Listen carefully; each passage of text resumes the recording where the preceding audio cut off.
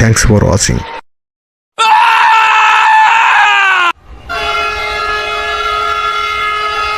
অনিক আর শাওন দুইজন একই অফিসে চাকরি করে। অনিকের মামা হঠাৎ অনেক অসুস্থ। মামা অসুস্থ খবর পেয়ে দেখতে যাচ্ছে দুই বন্ধু। কি রে অনিক, তোর মামার কি হয়েছে? আর বলিস না, যত সব উদ্ভট কাণ্ড।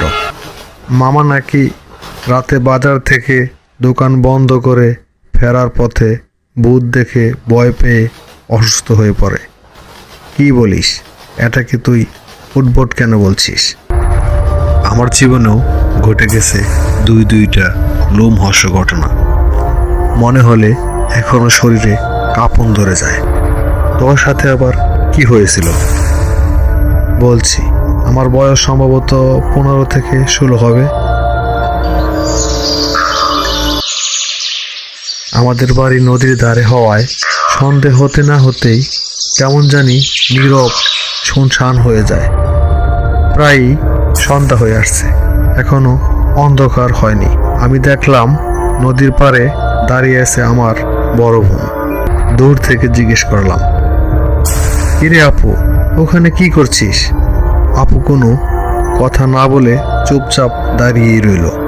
আমি তখন এগিয়ে গিয়ে পিছন দিয়ে কাঁধে হাত রেখে জিজ্ঞেস করি, কিরে আপু, এখানে দাঁড়িয়ে আছিস কেন? বাড়ি আয়। আপুর কাঁধে ধরে টান দিতেই দেখলাম আপুর পুরো শরীর যেন কালো হয়ে গেছে। আমি কিছু বুঝে উঠতে না উঠতেই সে আমাকে প্রচণ্ড জোরে ধাক্কা মারে। আমি ছিটকে পড়ি অনেকটা দূরে। ভয়ে আমার শরীরে কাঁপন ধরে যায়। আমি চিৎকার শুরু করি আর দৌড়তে থাকি, বাঁচাও বাঁচাও, কে কোথায় আছো? আমাকে বাঁচাও বাঁচাও, কে কোথায় আছো? আমাকে বাঁচাও। আমার চিৎকার শুনে বাড়ির লোকজন ছুটে আসে। আমি সবাইকে খুলে বলি। অদ্ভুত ব্যাপার হলো, সবাই এদিক ওদিক খুঁজে কাউকেই পেল না। তার বেশ কিছুদিন পর সন্ধ্যার দিকে নানা বাড়ি যাচ্ছিলাম সাইকেল চালিয়ে। কিছু দূর যেতেই রাস্তার পাশে কালীবাড়ি শ্মশান। শ্মশানের কোণে বড় একটি গাছ। ওই গাছের কাছে আসতেই দেখলাম সেখানে দাঁড়িয়ে আছে আমার বন্ধু নসীন। আমি তাকে জিজ্ঞেস করলাম, কিরে, দাঁড়িয়ে আছিস কেন? ও যেন কেমন গম্ভীর গলায় বলল, না এমনি।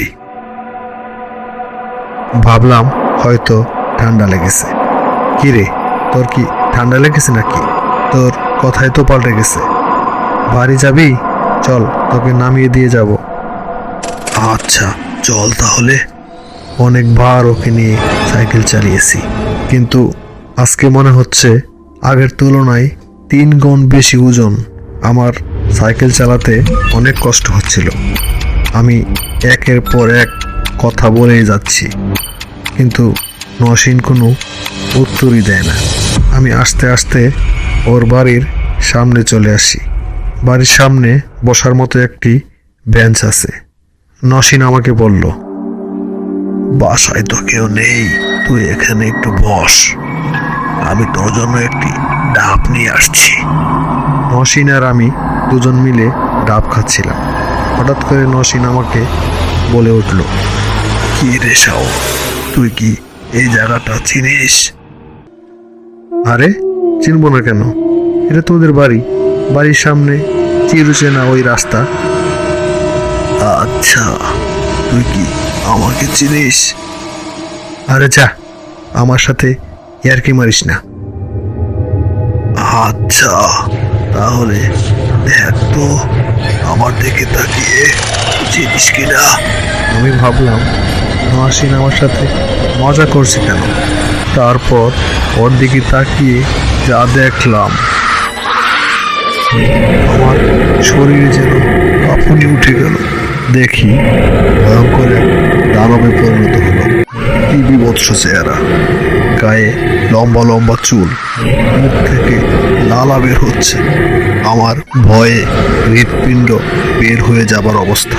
তারপরও কাঁপতে কাঁপতে উঠে দৌড়তে শুরু করি। আর আমি শুনছিলাম পিছন দিয়ে ভয়ঙ্কর শব্দ করছে ওই পিচাসটা। আমি দৌড়তে দৌড়তে এক গ্রামের ভিতর চলে আসি। তারপর আমার মনে হলো কিছু একটার সাথে ধাক্কা খাই। তারপর আমার আর কিছুই মনে নেই, জ্ঞান হারিয়ে ফেলি। জ্ঞান ফিরতেই দেখি আমি আমার নানা বাড়িতে শুয়ে আছি। আমি জিজ্ঞেস করলাম, আমি কোথায়? নানা এখানে দাঁড়িয়েছিল আর বলতে শুরু করলো, আমি বাজার থেকে ফিরছিলাম, হঠাৎ আচমকা তুই আমার গায়ের উপর এসে পড়িস। পরদিন সকালে নসীনকে ফোন দিলাম। ওপাশ থেকে নসীন বলে উঠল, আমি তো আজ 3 দিন যাবৎ খালার বাড়ি আছি। নসীনের কথা শুনে আমার ভয়টা যেন আরো বেড়ে গেল।